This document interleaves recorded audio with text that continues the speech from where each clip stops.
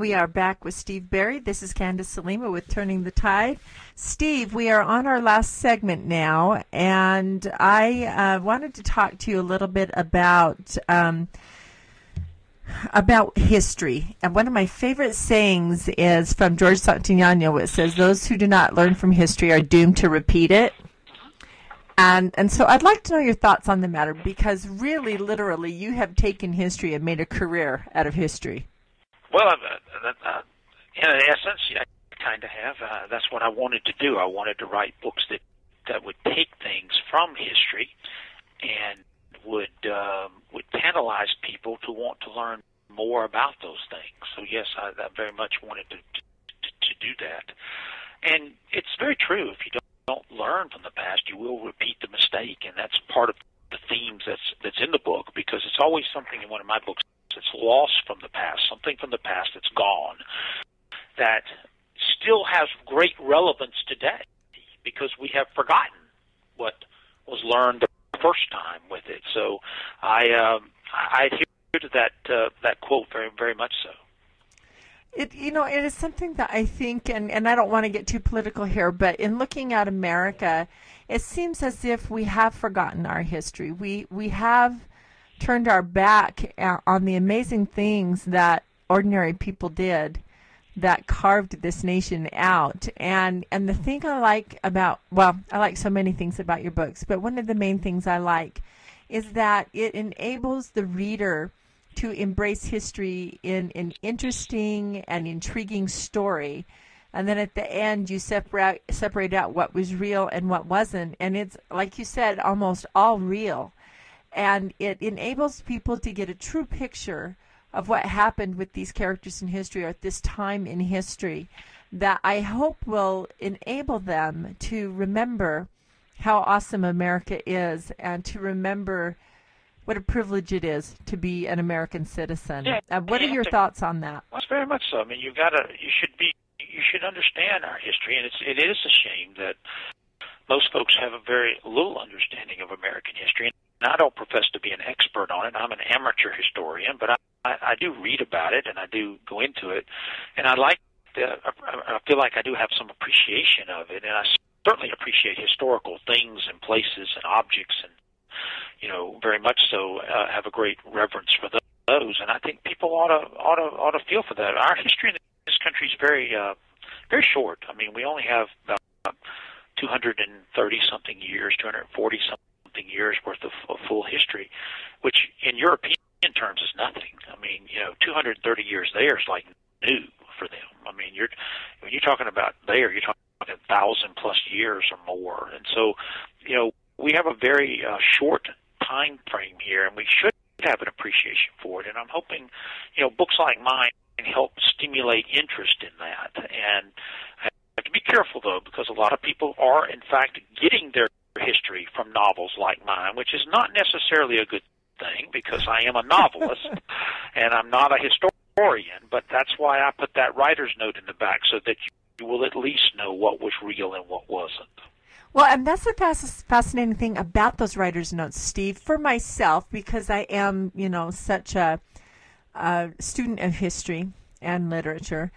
I like going through those reader's notes, and if it's something that I have forgotten or that I didn't know, I like looking at the source and going and picking it up and reading it myself. And that is what is so fascinating about your books, is if the reader so desires, everything is there for them to thoroughly and completely learn about what you incorporated into your story. That's right. If they want to learn more, it's there, and that's why I put it there. And I get a lot of emails from people who do take that invitation up, and they go and they do look up this stuff, and they do go through it, and they want to learn more about it. And that's what I try to do, because I look for things from history that you may not know a whole lot about. Like this book, with the Constitution in it, and with Thomas Jefferson's Code, and the presidential assassinations, and pirates themselves. Pirates are not like Hollywood. I gave you the real pirates, what they were really like. They were an incredibly fascinating group of people with some very interesting rules and ways they governed themselves. And so I wanted you to get an appreciation of that. And so I try to do that in every book. Well, and that's the interesting thing that I did not know about pirates as something that I learned from the book is that they had a very set standard of rules. They were one of the first democracies the image of the pirate captain beating up on his crew and torturing them and being cruel and vicious to them is laughable because the captain was elected by the crew, and the crew had the absolute right to unelect him at any time except during a battle. It's the only time they couldn't unelect him, but otherwise, if he was a cruel and vicious guy, they would just call a meeting and unelect him. He would be put off on the next spit of land they came to, and someone else among the crew would be elected captain, and they would go about their merry way. That's the way it worked in real life. Wow. Yes. It still was a life that was driven with taking from others. Oh, it was a life. It was not now romantic at all in any way. It was a violent life. There was a lot of violence, a lot of greed, but not the way Hollywood depicts it. Not that way. They had absolutely. Other ways. Let me ask you a quick question because we're coming to the end of the interview here, and I don't want to lose you before I ask. What is the possibility that, because in your book, are we allowed to say how some of the main characters got the mark of reprisal without giving it away? Will that give away too much? No. That'd be all right. Okay. I don't think it would give a plot away, no. Okay, what are the odds George Washington would have given letters of marque in perpetuity like he did with these characters in the book? 0. Yeah, no, he would have never. That would have never been done like that. I came up with that idea of Washington, in gratitude, giving letters of marque to these people. Now, the fact that privateers helped win the American Revolution is absolutely real. The fact that some 800 letters of marque were issued during the American Revolution, absolutely real. The fact that we owed a great debt to privateers for helping win the Revolution, absolutely real. Now here's where I twist it a little bit. I twist it just a little and say, in return, Washington gave them this little extra thing, and that's my little tweak to it. And that's just a little tweak, just a little, but enough so that I can have a novel. Yes, and it was a good tweak. It absolutely was. Yeah. Okay, what are any last things that you would like to say? We're coming up on about the last 5 to 10 minutes here, depending on how long your answer is. What would you like to say to the listeners of Turning the Tide and to potential authors and to students of history? What do you have to say to them? Well, I would say to writers out there, the best advice I can ever give to any writer is to keep writing. Always write. Write every day. Don't quit writing and go at it every day. That's what I did. Those of you who are writing, by the way, 95% of all writers do not write to be published. They write because they have a little voice in their head that tells them to write. Every writer has a little voice in their head that drives them crazy and compels them to write. And so those 5% out there who want to be published, keep writing, keep submitting, keep at it. I am living proof that it can be done. 9 years ago, I couldn't give away a manuscript. I couldn't just say, please, I'll give it to you for free if you'll just take it. And now we're in 50 countries around the world, in 40 languages. So, it can be done. For someone to say I can't do it, no, that's unacceptable. Yes, it can be done. They're going to put someone's name on a cover of a book. It might as well be yours. All you got to do is hang in there. I did. I hung in there long enough that I caught a break. It took me 12 years from the day I wrote my first word to the day I sold my first word. It was a very long process for me. 85 rejections. Very long process for me. Which one was the first book of yours? Well, The Amber Room made it to publication the second time around. But I wrote 8 manuscripts during that time. And the 5 were submitted and they were rejected 85 times. Now, 3 of those 5 eventually made it to publication. But it was just a very, very long, agonizing process. There was nothing fun about it. There was nothing good about it. There was nothing enjoyable about it. The only good thing about it was that it happened, and I learned from rejection. I say all the time that I know probably nothing.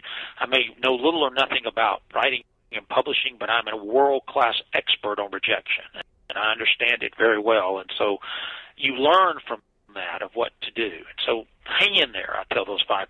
And for all the readers out there, I'd say, please, if you haven't tried me, give me a try. You know, go out there, check out steveberry.org. All the books are there. You can check it out, see which one interests you. The Cotton Malone books are there. It starts with the Templar Legacy, and there's 6 books in that series.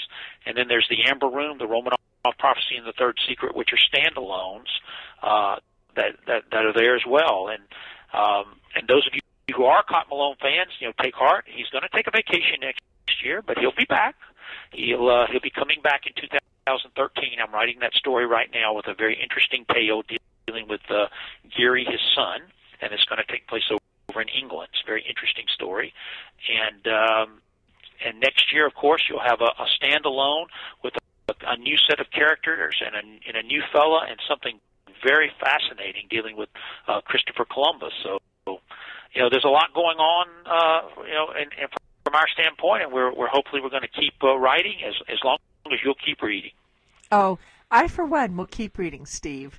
Okay. Now, what do you have to say to students of history and to those who think history doesn't matter because it's in the past? Well, the simplest thing I can say to them is that you're wrong. It does matter. History repeats itself constantly.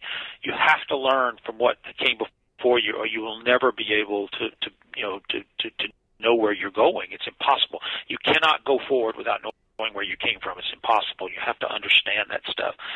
And every day in this country, which is sad, an archivist told me this, every day another page of an old document fades away. The ink fades away, and you can't read it anymore. Happens every day, almost every minute of every day.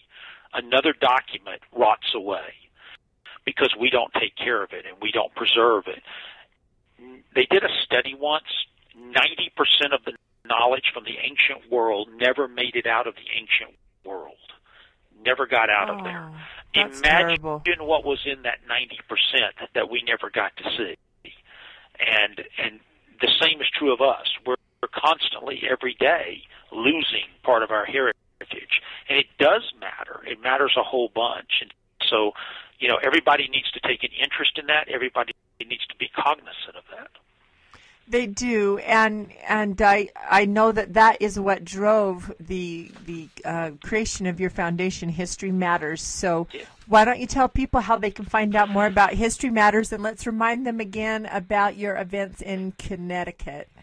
Yeah, in Connecticut we're going to be up there. We're coming up to do some very interesting things up there. We're going to be up there in the first part of November, the first week of November, and I will be appearing on November the 3rd.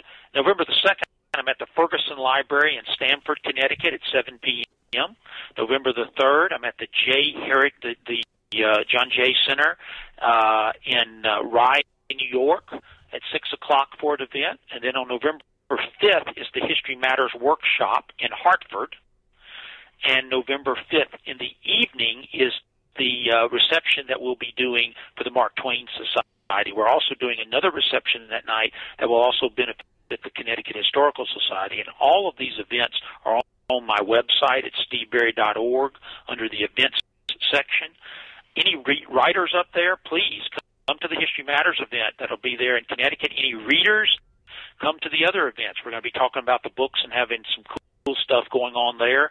All of this is at steveberry.org, and you can find out all about me and all my books, History Matters, the USO Tour, everything is there. Okay, and then you are going to be here in Utah in May of next year, right? That's the current thinking. Hopefully that's going to work out. We're looking at putting that together right now, but I'd say it's probably about 75% that, yes, we will be coming to Salt Lake City next year.